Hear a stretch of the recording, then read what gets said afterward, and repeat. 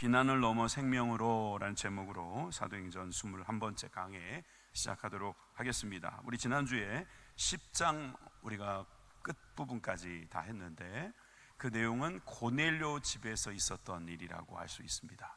거기에 말씀이 들어가고 거기에 성령의 임재가 임하고 그리고 거기에 또 세례, 침례를 통해서 서로 교제하는 시간들이 있었습니다. 우리 한번 살펴보도록 하지요. 우리 3페이지 정도 준비했는데요. 내용은 상당히 작습니다. 그러니까 찾아야 될 내용은 별로 많지 않아요. 10장 34절입니다.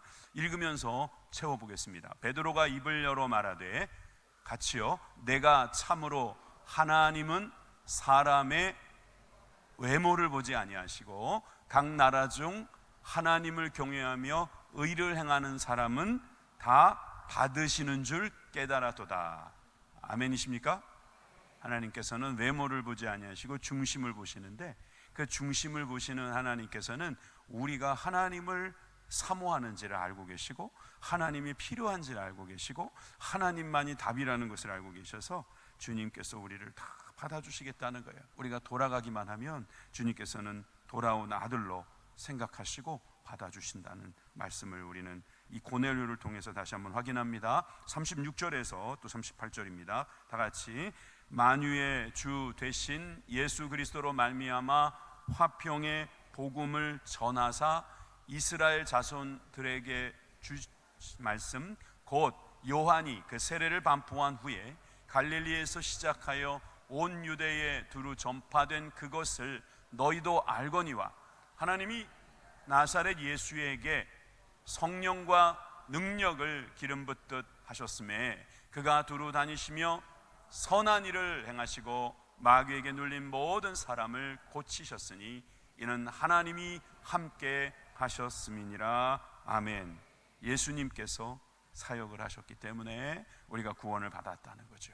하나님께서 외모로 취하지 아니하시고 예수님은 성령과 능력으로 충만하여서 우리에게 말씀을 가르치실 뿐만 아니라 친히 말씀이 되셔서 우리 가운데 거하시도록 주님께서 그 사역을 다 마치셨다는 것을 우리에게 가르쳐 주십니다. 자, 44절에서 46절 말씀, 성령의 사역이 되겠죠. 베드로가 다 같이 이 말을 할 때에 성령이 말씀 듣는 모든 사람에게 내려오시니 베드로와 함께 온 할례 받은 신자들이 이방인들에게도 성령 부어주심으로 말미암아 놀라니 이는 방언을 말하며 하나님 높임을 들음이로라. 아멘. 베드로가 말씀을 전할 때 오순절에서 일어났던 성령의 임재 그 역사가 그 고넬료의 집에서도 일어났다는 것을 알고 있습니다. 친구들과 친지들이 함께 모여서 베드로의 입술에서 나오는 말씀, 그러니까 베드로도 오순절 그날 말씀을 전했는데 지금 고넬료의 집에서도 가이사랴 지방에 있는 고넬료의 집에서도 성령이 임하셨다는 사실을 알 수 있습니다. 유대인들에게 뿐만 아니라 이제 이방인들에게도 성령이 내려오셨다. 사도행전이 성령행전이라고 했는데 이제 성령행전의 진면목이 나타나기 시작합니다. 사실 오늘 읽은 본문은 이제 11장이었는데요 좀 길었죠. 줄이기가 어렵더라고요. 앞에서 뒤에서 중간에서 한번 잘라보려고 제가 애를 많이 썼는데 안 되겠더라고요. 그럴 시간에 읽는 게 낫겠더라고요. 그래서 중복되는 말씀을 여러분들이 읽으시면서 아, 이거 지난번에 썼던 말씀을 그대로 증거하는 거구나. 그렇습니다. 바로 베드로가 가이사랴에 있었던 그 일, 고넬료의 집에서 있었던 일을 그대로 설교하는 내용이죠. 제가 지난주에도 사도행전에 나타난 베드로의 설교에 대해서 한번 표로 보여드렸는데 한 8가지 설교 중에서 바로 이 중간에 6번째 정도에 있는 설교, 어떤 내용입니까? 예루살렘에서 성도들에게, 예루살렘에 있는 교우들, 제자들에게 했던 설교, 그것이 오늘 우리가 읽은 본문 중에 나와 있는 내용이라고 할 수 있습니다. 내용을 정리하자면 이렇습니다. 헬라인들이 비난을 합니다. 그러나 그 비난을 베드로는 말씀을 통해서, 특별히 복음의 간증을 통해서, 그가 경험한 하나님과의 체험을 통해서 그들에게 선포할 때에 그것을 듣고 그 할례자들이 변화되는 모습을 우리가 볼 수 있어요. 그래서 첫 번째로 할례자들의 비난에 대해서 살펴보도록 하겠습니다. 자, 왜 이런 비난이 있었을까? 그리고 할례자라고 하는 표현을 쓰니까 여러분들 딱 이미지가 어때요? 느낌이 누구 같아요? 이방인은 아니겠다 이렇게 딱 들어와야 돼요. 그죠? 그러면 이방인이 아니다. 그러면 어느 지금 소속일 것 같아요? 제가 볼 때는 할례자, 모든 유대인들만을 이야기하는 것 같지는 않습니다. 이 할례자란 예루살렘에 속하여 예루살렘에 살면서 거기에서 교회를 구성하고 있는 사람들, 그들을 전부 다 말하기에는 좀 그러니까 예루살렘 성도들이 비난했다 이런 표현을 누가가 쓰기가 좀 부담스러웠던 것 같아요. 그래서 유대인이라고 하는 할례자, 다른 표현을 쓴 것 같습니다. 할례를 받은 사람이 아직 할례를 받지 않은 사람, 비할례자, 무할례자, 미할례자들에게 다른 생각을 갖고 있는 것의 표현이라고 볼 수 있죠. 그래서 이 할례자들이 무엇을 비난했는가를 우리가 봐야 될 텐데, 그러면 과연 베드로가 비난받을 짓을 했는가 한번 살펴볼까요? 이것도 한번 표가 아니라 그림으로 봅시다.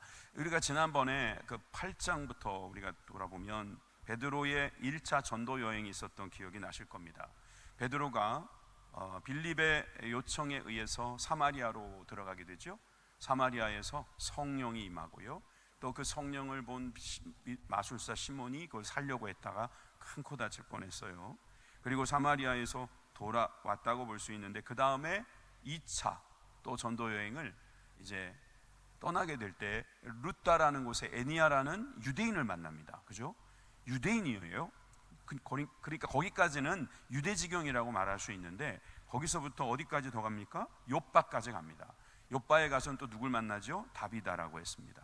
이 다비다라는 여인도 사실은 여성이고, 또 그곳에서 많은 제자들이 있음을 보게 되고, 거기서 복음을 증거하고 며칠을 거하다가 저 가이사랴에 있는 고넬료에게서부터 사람이 오고 거기에 들어가게 되면서 거기에서 백부장 고넬료를 만난 이야기까지 2차 전도 여행이 되겠습니다. 자, 그런데 이것이 이제 예루살렘으로 돌아오는 시점에서 일어난 일이라고 할 수 있어요. 이제 예루살렘으로 돌아왔더니 거기에 있었던 누구들이요? 할례자들, 할례 받은 유대인들이, 유대인 그리스도인, 아직 그리스도인이라는 표현은 아직 안 나오지만 유대인 교인들이 베드로가 무슨 짓을 했는지 다 알고 비난했다는 것을 알 수 있습니다.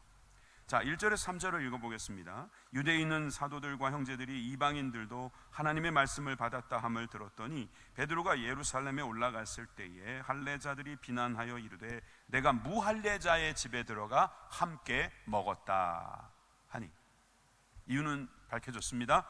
무할례자의 집에 들어갔다.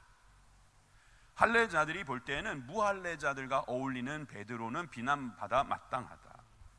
율법에 의하면 무할례자들과 가급적이면 어울리지 말아야 하고, 그리고 어울리더라도, 만약에 어쩔 수 없이 어울리더라도 식사는 당연히 안 되는 거예요. 그런데 여러분 10장 47절에 48절에 보면 베드로가 성령을 받게 된 그 고넬료의 집에 있는 사람들을, 고넬료를 비롯해서 그 가족들과 그 친구들에게 성령이 임한 것을 보고 물세례까지 줬어요. 그랬더니 48절에 뭐라고 나와 있냐면 그들이 베드로에게 며칠 더 머물기를 청하더라. 이게 10장 마지막 절의 문장입니다. 그러니까 베드로는 가이사랴에 있는 고넬료의 집에서 며칠 더 묵었다 하는 것을 우리는 미루어 짐작할 수 있습니다. 그냥 청하기만 하고 거절했다는 말은 안 나옵니다. 또 머물렀다는 말도 없으니까 뭐.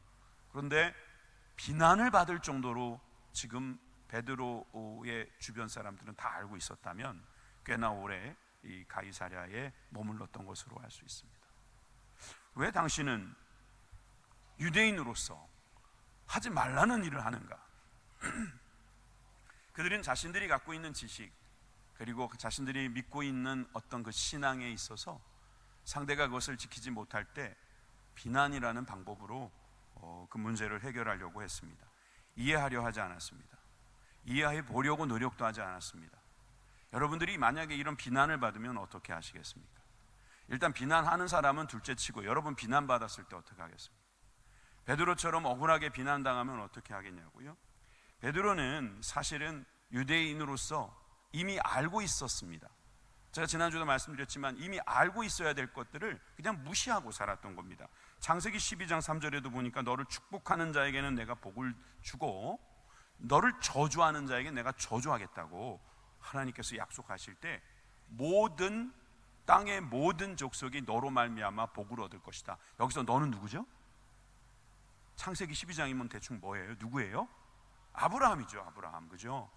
아브라함이 복을 받는 이유가 땅의 모든 족속 때문이라고 족속들에게도 복을 주시려고 하는 의미가 있음을 우리는 여기서 알 수 있어요.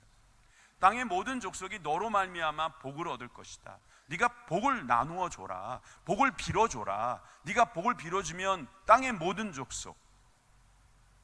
족속이라 했어요. 이렇게 말을 했는데 같은 족속에게만 그렇게 하는 거예요.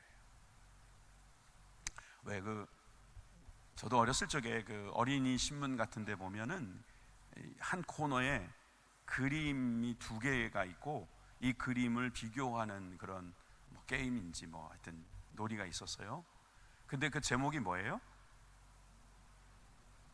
누가 정확하게 말씀하셨어요? 다른 그림 찾기가 아니죠. 숨은 그림 찾기도 있고 2개라고 그랬잖아요. 2개. 왼쪽의 것과 오른쪽의 것을 비교해 놓고 뭐라고 말하냐면 틀린 그림 찾기라고. 누가 그러대요. 이건 틀린 그림 찾기가 아니라고. 다른 그림 찾기지. 다른 것은 틀린 것이 아니다 이 말이잖아요. 물론 이 왼쪽에 있는 것이 제대로 된 그림이고 그 제대로 된 그림을 오른쪽에서 약간 눈속임으로 비슷하게 만들어서 끼워 넣기 때문에 그것을 틀린 그림 찾기라고 말하고 싶었는 줄은 알지만 여러분, 다르다고 틀린 것은 아니다. 피부가 까맣다고 해서, 키가 크고 작다 해서, 그가 성이 다르다 해서 사실 다른 것은, 여러분, 틀린 것은 아닙니다. 틀렸다고 말할 수는 없어요. 그들도 하나님께서 복을 주시기를 원하고 계심을 우리는 깨달아야 하는 것입니다. 나하고 같은 사람들만 나처럼 복을 받겠지, 이거는 내 생각이지 하나님의 생각은 아니에요. 무슨 생각을 가지고 있는지 제가 100%는 모릅니다만 우리가 생각하는 많은 사람들의 생각 중에는 남이 나하고 다르면 일단은 틀렸다고 생각하는 경우가 많더라는 거죠. 근데 하나님께서는 우리들을 먼저 구원하셔서 우리들이 그 사람들까지도 구원하기를 원하신다는 사실을 우리가 깨달으면 그들이 우리와 다를지라도 그들에게는 복을 빌어주는 하나님의 거룩한 백성이 되어야 될 줄 믿습니다. 아브라함이 그 사역을 했었고 우리 믿음의 조상으로 삼은 믿음의 후예인 우리들도 바로 그러한 삶을 살아야 한다는 것입니다. 신명기 23장에도 보면 이방인들에 대한 하나님의 처우가 이렇게 나와 있습니다. 너는 에돔 사람을 미워하지 말라. 그는 내 형제임이니라. 애굽 사람을 미워하지 말라. 내가 그의 땅에서 객이 되었음이니라. 그들의 3대 후 자손은 여호와의 총회에 들어올 수 있느니라. 어쩌면 여러분들은 이 8절에 3대 후, 왜 꼭 3대 후냐, 2대는 안 되냐, 아니면 그 당대는 안 되냐 이렇게 말씀하실지 모르겠지만 하나님께서는 분명히 그들도 주님의 거룩한 공동체에 들어오게 하실 계획이 있다는 것을 말씀하시는 겁니다. 그게 꼭 3이라고 하는 숫자에 매일 필요는 없을 거라고 봅니다. 하나님의 계획은 이방인들에게도 있다는 사실을 믿으시면 아멘 합시다. 이방인들에게 구원이 없었다면 우리도 구원받지 못했을 겁니다. 우리가 구원받을 수 있는 근거는 바로 고넬료가 구원받은 것처럼 우리도 받을 수 있다라는 확신 때문입니다. 그러므로 여러분, 우리가 이 베드로의 생각, 이제부터 베드로의 이제 설교가 있을 건데, 베드로의 생각은 이제 고넬료를 만남과 동시에 그는 하나님께서 주시는 생각을 열었다는 것을 알 수 있어요. 이사야 56장 6절에서 7절 말씀도 이해가 됐을 겁니다. 같이 읽겠습니다. 시작. 또 여호와와 연합하여 그를 섬기며 여호와의 이름을 사랑하며 그의 종이 되며 안식일을 지켜 더럽히지 아니하며 나의 언약을 굳게 지키는 이방인마다 내가 곧 그들을 나의 성산으로 인도하여 기도하는 내 집에서 그들을 기쁘게 할 것이며 그들의 번제와 희생을 나의 제단에서 기꺼이 받게 되리니 이는 내 집은 만민이 기도하는 집이라 일컬음이 될 것임이니라. 아멘. 만민이 기도하는 집, 주님의 집, 주님께서 그 희생을 받으시는 그 제단이 있는 집, 바로 이방인들도 들어올 수 있는 집이다 라고 하는 것이죠. 외모가 아니고 혈육이 아니고 그가 가지고 있었던 그 문화나 풍습이나 습성, 풍습이 아니고 주님께서 그로 인하여 역사하시는 그 역사함으로 말미암아 구원받는다는 것입니다. 교회는 이 마음을 가진 사람들에게 주어지는 은혜가 있는 곳입니다. 그래서 이방인들도 모이는 집, 만민이 기도하는 집이다. 이것을 베드로는 알게 된 것입니다. 그래서 그는 사실상 이제 여기에 대한 설교를 하는데, 여러분, 저는 아까 여러분들에게 질문하다가 답을 들으려고 했던 건 아니지만 여러분들이 충분히 답변하셨는지 모르겠어요. 여러분, 비난을 당하면 어떻게 하시겠어요? 지금 베드로처럼 내가 맞으니까 맞아, 내가 지금 분명히 한 행동은 잘한 일이야, 당신들에게 비난을 받을 이유는 없어, 그러면서 싸우고 그들을 막 야단치고 그럴 수도 있었습니다. 그런데 비난에 대응하는 베드로의 자세는 그렇지 않았어요. 흡사 사도 바울이 로마서에서 했던 말씀, 하나님이 내 편이면 누가 나를 대적할 것인가? 하나님께서 나를 인정해 주시면 걱정할 길이 무엇인가? 보여주시네요. 같이 한번 읽어봅시다. 시작. 그런즉 이 일에 대하여 우리가 무슨 말하리요? 만일 하나님이 우리를 위하시면 누가 우리를 대적하리요? 자기 아들을 아끼지 아니하시고 우리 모든 사람을 위하여 내주시니가 어찌 그 아들과 함께 모든 것을 우리에게 주시지 아니하겠느냐. 아멘. 우리가 이방인들을 사랑해야 한다라고 하는 그런 유대인의 정신을 갖고 이 자리에 있지는 않습니다. 왜냐하면 우리는 이방인이기 때문에, 사실은 우리는 이방인이 전도된다는 것을 환영하는 사람들이고, 그냥 남의 일처럼은 아니지만 먼 옛날의 이야기처럼 생각할 것 같아요. 근데 저는 이 말씀이 여러분들에게 지금 좀 적용됐으면 좋겠어요. 두 가지 면에서요. 하나는 여러분들이 제대로 했는데 비난당할 수 있다는 거예요. 나는 복음을 전하다가 핍박을 당했는데 억울하다고 여러분 너무 생각하지 마세요. 저는 좀 복음을 전하다가라도 비난받았으면 좋겠습니다. 그게 차라리 낫죠. 나는 복음을 열심히 전했는데 사람들이 나를 알아주지 않는다, 도리어 비난한다, 그러면 여러분들의 상이 클 것입니다. 그러니까 그런 비난은 두려워하지 마세요. 만약에 여러분들이 오해를 받았다 합시다. 이 복음하고 관계없는 거라고 해도 마찬가지입니다. 여러분들이 비난을 당했을 때의 자세는 베드로와 같았으면 좋겠어요. 베드로가 경험한 것을 그대로 설명하는 게 필요하지 않겠나 싶어요. 또 한 가지는, 여러분, 우리가 이렇게 편협한 사람들이 많은 곳에 우리는 늘 노출됩니다. 한국 사람들이 어찌 보면 굉장히 편협한 거 아세요? 이건 사실 누워서 침 뱉기고 또 애국심을 가져야 될 우리들에게 어찌 보면은 역행일지 모르겠지만, 우리 자신을 알고 나면 우리는 더 우리들이 가야 할 길, 필요한 것이 뭔지 알 수 있습니다. 여기 혹시 중국인이 계신지 모르겠습니다.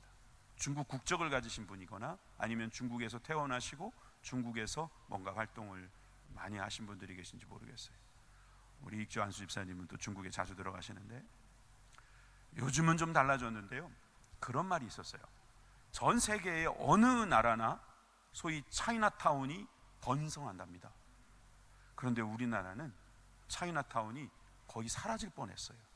지금 인천에 가면 저 부둣가에 조그맣게 하나 있어요. 그걸 소위 차이나타운이라고 하는데, 제가 가보니까 그냥 짜장면이 맛있는 중국집들이 많은 것 같더라고요. 화교라고 얼마나 막 다르게 생각했는지요?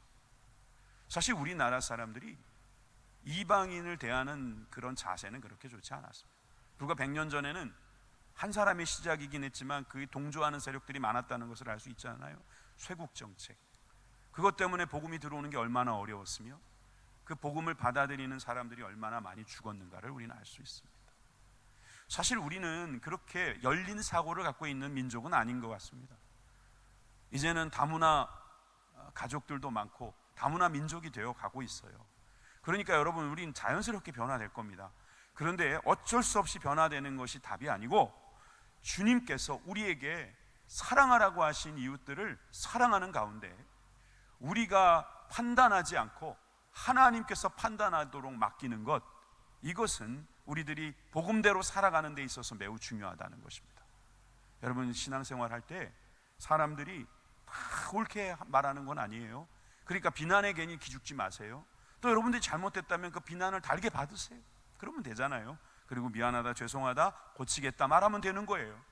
그리고 그분들이 그렇게 비난하면서 말하는 내용을 한번 보시고 그 내용이 정말 이제 하나님의 뜻이라면 우린 담대히 말할 수 있어야 할 것입니다. 하나님을 대적하는 것은 옳지 않다는 거죠. 전 그래서 이 할례자들의 비난을 당하고 있는 베드로의 설교를 재차 반복할 생각은 없습니다. 왜냐하면 우리가 지난주에도 다 했기 때문에. 그래서 그걸 좀 뛰어넘고 그 설교, 그 간증을 통해서 그가 했던 일을 보여드리겠습니다. 두 번째는 그래서 성령님의 생명 사역이었습니다. 베드로가 성령님께 순종하여 그가 설교하면서 일어난 일이 뭐냐면 생명이 살아나는 사역이었다. 우리는 그렇게 볼 수 있어요. 자, 12절과 13절 14절을 제가 읽겠습니다. 성령이 내게 명하사 아무 의심 말고 함께 가라 하시매 이 6 형제도 나와 함께 가서 그 사람의 집에 들어가니 그가 우리에게 말하기를 천사가 내 집에 서서 말하되 내가 사람을 요바에 보내어 베드로라 하는 시몬을 청하라. 그가 너와 내 집 온 집이 구원받을 말씀을 내게 이르리라 함을 보았다 하거늘. 여기 잘 보세요. 12절에는 성령님께서 누구에게 명했다고요? 베드로에게. 13절에 그는 누굴까요? 그가 누굴까요? 당연히 고넬료겠죠. 고넬료가 우리에게 말하기를 천사가 내 집에 서서 말했다. 여러분, 성령님께서는 베드로에게, 천사는 고넬료에게 가서 각각 서로 만날 수 있는 길을 열어주었어요. 그러니까 하나님이 하신 일이라는 증거를 그는 여기에다 제시하는 거예요. 나는 성령님의 명령으로 움직인 것이고 고넬료는 하나님이 보낸 천사가 나를 초청하라고 했으니 우리는 기어이 만날 수 있었다. 여러분, 우리는 하나님의 인도하심을 받는 사람들이에요. 가야 할까 말아야 될까 고민되세요? 기도하시면 돼요. 천사가 가라고 하신다라는 확신이 있다면 여러분 가면 돼요. 천사는 꼭 날개가 달려야 하고 또 아니면 뭐 어떻게 잘생겨야 됩니까? 여러분들은 어떻게 해야지 천사라고 믿으시겠습니까? 아니면 꿈 중에서? 아니면 여러분들에게 도저히 나는 신비를 경험하기 전까지는 천사가 와서 하는 말은 없을 것이다, 그렇게 생각하세요? 사실 이 천사를 뭐 천사론으로 제가 지금 설명할 생각은 없습니다만 천사는 하나님께서 보낸 메신저예요. 그러면 그 메시지를 통해서 우리가 알 수 있는 방법은 여러 가지가 있어요. 한 가지 그냥 아주 단편적인 예를 들어보죠. 이것을 할까 말까 하는 것 중에 여러분 가장 좀 떨리는 게 헌금일 겁니다. 그냥 한 분의 예를 들어볼게요.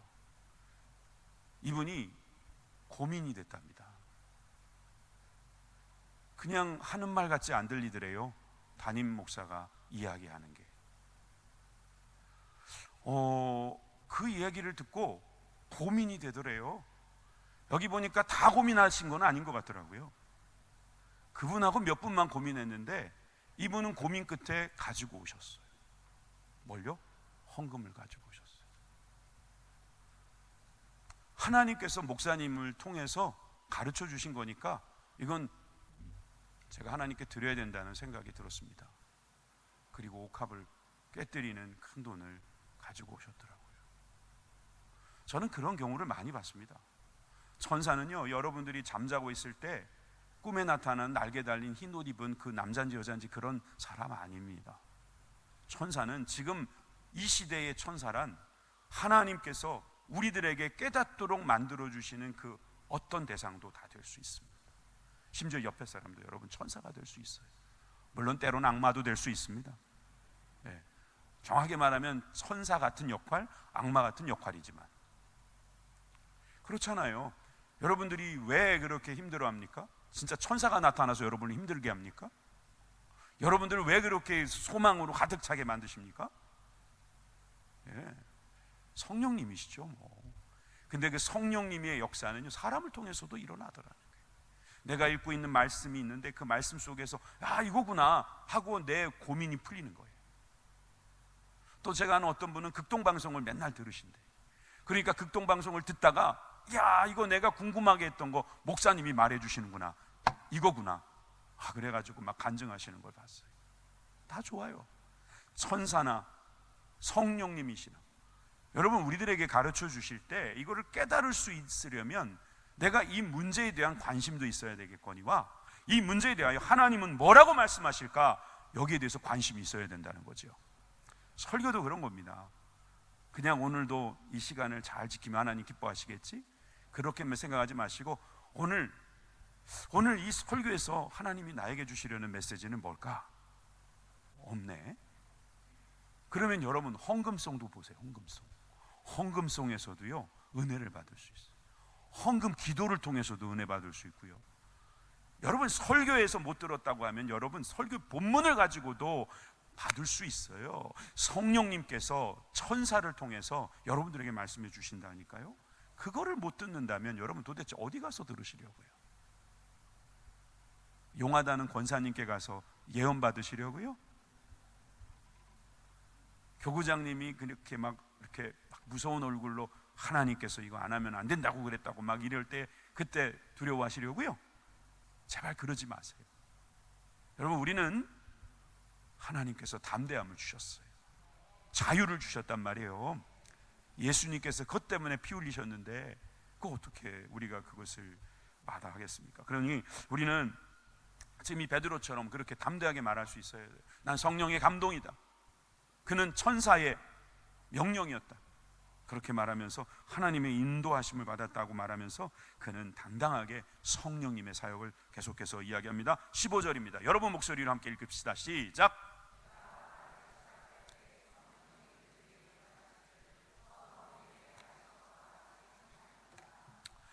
자기가 이제 말을 시작했다는 거예요. 베드로는 말씀을 전하기 시작하는데 성령님께서 그들에게 막 임하시는데 처음 우리에게 하신 것과 같다. 이게 뭘까요?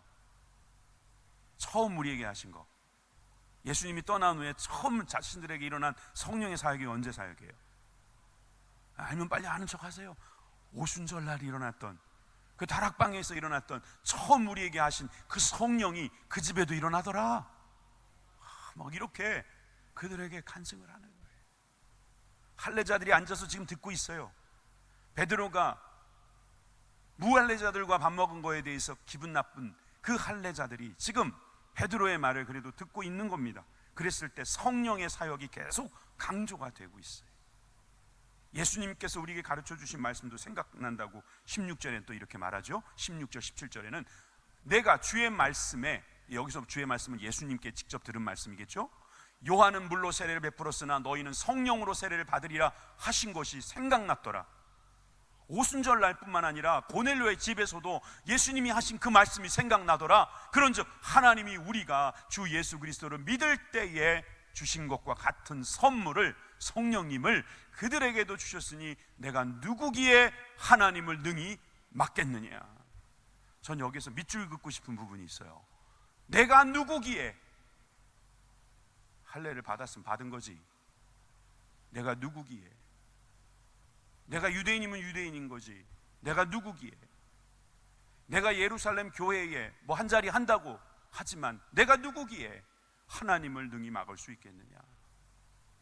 하나님 우선주의죠. 하나님 말씀이 옳다면 옳은 것입니다. 하나님이 선하시다면 선하신 겁니다. 여러분 하나님께서 선하지 않은 것을 선하다고 우기시는 게 아니고, 여러분, 이방인들이 선하다는 게 아니고 이방인들을 구원하시려는 것이 선하다는 거예요. 아닐까요? 이방인 자체를 하루아침에 딱 선하게 만들었다면 그들에게 무슨 구원의 사역이라는 게 필요하겠습니까? 그냥 하나님께서 바꿔버리신다면 그건 창조 질서나 구원 질서에도 어긋납니다. 그러니까 무슨 이야기냐? 이방인들을 사랑하고 그들에게 복음을 전하라고 한 것은 그 자체가 선하다는 거예요. 그 자체, 우리가 하는 이 예배, 우리의 사역, 우리들의 봉사, 이 자체가 선한 것이라는 거죠. 때로는 하는 일이 재미없을 때도 있어요. 지루할 때도 있어요. 기분 나쁠 때도 있어요. 상대방이 오해할 때도 있어요. 보세요, 고넬료는 좋다고 와서 막 받고 기뻐하고 세례까지 해달라고 그러고 침례까지 해달라고 그러고 좀 더 머물러 달라고 막 이야기하는데, 여러분, 한 가족이라고 볼 수 있는 유대인들은 너 지금 뭐 하다 왔어? 이거 아닙니까? 그런데 그럴 때 베드로의 마음속에 확신이 있었던 것은, 그래, 나는 예수님의 말씀이 생각났어. 예수님께서 분명히 세례를 베풀어 주신다고 했다. 성령의 세례를 선물을 주신다고 했다. 우리도 받지 않았느냐? 그들도 받아야 한다. 난 그들이 받는 것을 보았다. 여러분, 이제 이해의 지경이 확장되고 있습니다. 이제 거기 유대인들이 베드로의 말을 듣고 반응할 수밖에 없습니다. 18절의 말씀 읽겠습니다. 그들이 이 말을 듣고 잠잠하여 하나님께 영광을 돌려 이르되, 그러면 하나님께서 이방인에게도 생명 얻는 회개를 주셨도다. 아까 읽으시면서 다 보셨겠지만 결국 생명 얻는 회개, 이거 하나님께서 주시는 건데 우리에게만 주시는 것이 아니라 이방인에게도 주신다는 거예요. 여러분, 여기에서 성령님이 하시는 일이 무엇인지를 우리는 알 수 있습니다. 생명을 주는 것입니다. 하나님의 사역은 생명을 주시되 더 풍성히 주시는 것입니다. 이것을 해야 될까 말아야 될까 결정하는 기준은 이게 생명이냐 아니냐입니다. 이게 죽이는 일인가 살리는 일인가를 생각하셔야 합니다. 내가 죽고 그를 살릴 수 있다? 그러면은 살리는 쪽에 방점을 찍고 죽으라는 겁니다. 그게 순교가 될 수 있겠죠. 그게 희생이 될 수 있겠죠. 그게 십자가지요. 그게 예수님께서 우리에게 가르쳐 주신 사랑이지요. 그래서 여러분, 하나님께서 우리에게 생명의 회개를 주실 때 성령을 통해서 주신다는 겁니다. 그래서 이 이방인들이 생명의 회개인 그 회개를 주시는 성령님을 받았다는 것을 증거하고 있습니다. 사도행전 4장 17절에서 18절에 보니까 사실은 이들의 깨달음과 다른 유대인들의 깨달음도 있어요. 사내들인에 있던 그 의원들은 뭐라고 말합니까? 이것이 민간에 퍼지지 못하게 그들을 위협하여 이후에는 이 이름으로 아무에게도 말하지 말게 하자. 지네들끼리 하는 이야기잖아요. 예수님의 부활의 복음이 증거되지 않게 하자, 이 말입니다. 그들을 불러 경고하여 도무지 예수의 이름으로 말하지도 말고 가르치지도 말게 했다, 이 말입니다. 그런데 예루살렘 교회에 모여있는 유대인들은 하나님께 영광을 돌리고 하나님께서 이방인에게도 성령님을 보내주셔서 생명의 회개를 주셨구나 인정하고 있는 겁니다. 이게 다르잖아요.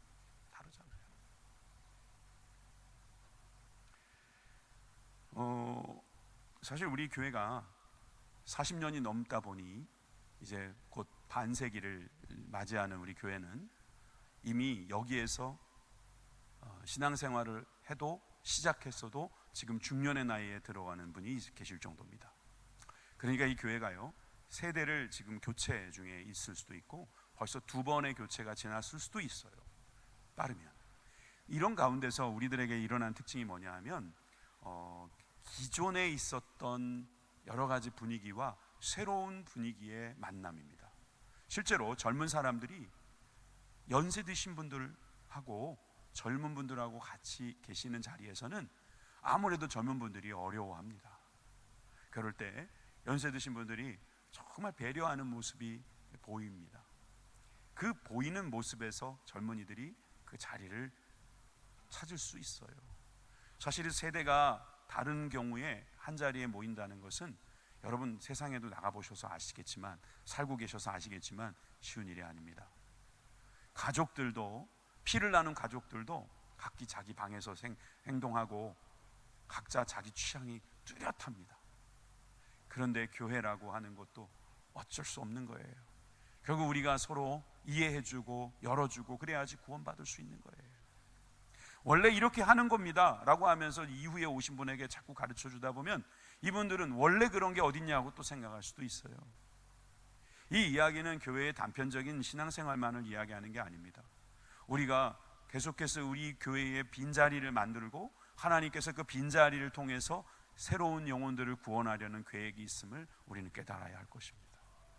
어찌 보면 이 빈자리는 안타까운 자리이기도 하지만 이 빈자리를 그들이 앉아서, 그들이 채워져서 하나님의 은혜를 구하면서 주님의 능력으로 선다면 여러분, 거기에는 하나님의 나라가 있는 것입니다. 우리가 조심해야 될 것은 눈으로 보이는 것을 조심하는 겁니다. 아, 저 사람은 젊네. 아, 저 사람은 좀 있어 보이네. 아, 저 사람은 좀 없어 보이네. 아, 저 사람은 나하고 좀 다를 것 같은데. 몇 마디 말해보고 몇 가지 이야기 들어보고 그런 판단을 내리지 말라는 거예요. 하나님의 나라는요, 먹고 마시는 데 있지 않다고 했어요. 그렇죠? 로마서 14장 17절, 하나님의 나라는 먹는 것과 마시는 것이 아니요 오직 성령 안에 있는, 중요한 거예요, 성령 안에 있는 의와 평강과 희락이다. 여러분, 지금 이번 주 우리가 성령 충만 받자고, 여러분 성령의 전인 우리의 삶이, 우리의 몸이, 우리의 남은 인생이 충만하기를 위해서 우리가 기도할 때 여러분 의와 평강과 희락을 부어주실 줄 믿습니다. 여러분, 의와 평강과 희락을 생각해야 되지 무엇을 먹을까 마실까 입을까, 다시 말하면 눈에 보이는 것, 무엇 먹는 사람인지, 무엇을 입은 사람인지, 무엇을 마시고 다니는 사람인지 그런 거 판단하지 말라는 겁니다. 그것은 정죄의 수단이 될 수 있기 때문이라는 거예요. 너만 잘하면 돼 이런 말 하라는 것도 아닙니다. 여러분, 경건한 삶을 여러분들이 살아내면 따라오게 돼 있다, 이렇게 해야 합니다. 제가 자녀들을 키워보니까 제가 안 하면서 시키는 것은 거의 안 되더라고요. 근데 제가 하면서 하는 건 거의 또 됩니다. 제가 안 하면서 하는 것은 그들은 도리어 나와 멀어지게 되는 것이죠. 마찬가지입니다. 교회에 들어왔을 때 내가 하는 모습을 보여주면 자연스럽게 따라옵니다. 오늘은 그런 분이 없는데 이제 예배 시간에 막 이렇게 좀 힘들게 하시는 분이 가끔 있으면 우리 그분들을 막 이렇게 째려보지 말고, 그리고 저 사람 때문에 설교가 잘 안 들려 이런 생각도 하지 말고, 이건 저한테 하는 말이거든요. 아, 저분 때문에 설교가 잘 안 되네 이런 생각이 들 때도 있어요. 그렇다고 해서 그분에게 뭔가 말을 한다고 하면 여러분 그거 아세요? 제가 지난번에 어떤 분한테 끝나고 제 방에 모셔와도 좋겠다고 그렇게 말씀을 드렸어요. 저 발코니에 계셨던 분이 설교 시간에 자꾸 질문을 하셨잖아요. 그런데 제가 그분에게 이제 다가가는 안수 집사님이 계시길래 저에게 좀 모시고 왔으면 좋겠다. 근데 이 말씀에 감동을 받은 성도님이 계신 거예요. 저는 그렇게밖에 말할 수 없다고 생각했거든요. 그날 안수 집사님, 다음부터 그분 그 자리에 오지 못하게 하세요, 그렇게 말할 수 있어요? 아니면 다른 성도님들한테 여러분 예배 방해되는 저런 행동하시면 안 됩니다, 그렇게 말하는 게 옳겠습니까? 나의 생각하고 다르다고 해서 틀렸다고 말하는 것처럼 느끼면 사실상 이거는 굉장히 위험해질 수 있습니다. 그분 딴에는 질문이라고 생각하고 그날은 또 뭐 한잔 하시고 오셨기 때문에 용기가 나셨을 수도 있어요. 그런데 그 모습을 보고 그분은 다 까맣게져 버릴 텐데 저의 모습을 보고 어떤 성도님은 은혜 받았다고 하니 이게 웬일입니까? 여러분들도 뭐 마찬가지일 거예요. 여기 장로님들, 권사님들 계시잖아요. 여러분들이 예배가 끝나면 교구장님들한테 내려가셔서 같이 교제하시고 기도하는 거, 그거 참 아름다운 모습입니다. 계속 그렇게 해주셨으면 좋겠습니다. 계속 그렇게 여러분들이 교구장님들하고 교제하는 것을 보다 보면 옆에 다른 분들도 만나게 될 거고, 정말 신앙생활 하시는 분들의 모습은 이렇게 멋지구나, 아름답구나, 참 근사하구나, 이런 생각이 들어야 되지 않겠습니까? 예배 마치고 그냥 빨리 집에 가자, 아니면 우리들끼리 모여가지고 뭐 하자, 바쁜데 그냥 다음에 가지, 이렇게 쉽게 생각하지 마시고, 여러분 끝나고 나면 여러분들이 교제할 수 있는 가장 좋은 장소 어디입니까? 교구장님 앞이에요. 교구장님한테 가는 거예요. 제가 교구장님한테 그런 이야기 들었어요. 요즘에 많이 안 내려오신다고. 코로나 때부터 이게 좀 약간 버릇이 생긴 것 같아요. 구역장님들은 보고서 써야 되니까 반드시 내려가시죠.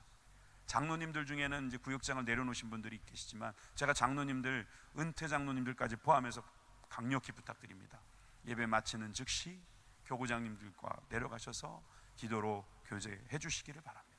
여러분, 이런 믿음의 교제가 있을 때 여러분, 우리가 의와 평강과 희락이 있는 그런 모습으로 나타날 때, 성령님이 역사하실 때 거기에 하나님 나라가 이루어지는 것이고, 그 모습을 보면서 악한 영들이 떠나가고 악한 생각들이 없어지고, 여러분 판단하거나 비난하거나 이런 모습들이 사라지게 될 줄 믿습니다. 여러분, 내가 먼저 주님 앞에 섭니다. 에베소서 1장 17절에 보니까 우리 주 예수 그리스도의 하나님 영광의 아버지께서 지혜와 계시의 영을 우리들에게 주셔서 하나님을 알게 하시겠다. 여러분, 우리 성령님은 어떤 분이시라고요? 지혜와 계시의 영이시라고요. 지혜로우신 분이시고요, 우리에게 말씀을 비춰주시는 분이라고요. 오늘 아침에 봤던 그 등잔대와 같은 역할을 하시는 분이 성령님이시라고요. 그 성령님께서 예수의 영이, 예수님의 말씀이 기억나게 하시고 하나님을 알게 하시고, 그래서 하나님을 더욱 믿게 하시는 줄 믿습니다. 우리 예수 그리스도 안에서는 할례나 무할례자나 효력이 없어요. 저는 오늘 이 말씀은 여러분들이 외웠으면 하는 말씀이에요. 다음 주엔 특별히 이 말씀 가지고 복습하겠습니다. 그러니까 외워보세요. 예수 그리스도 안에서는 할례나 무할례나 효력이 없으되 다 같이 사랑으로서 역사하는 믿음뿐이니라. 어떤 게 효력이 있다고요? 사랑으로서 역사하는 믿음이 효력이 있다는 거예요. 나 믿음 있습니다, 내가 믿는 믿음은 이겁니다, 막 그렇게 외치는 믿음보다 사랑으로서 일하는, 사랑이 일하는 그런 믿음, 이 믿음을 주님께서 원하시는 줄 믿습니다.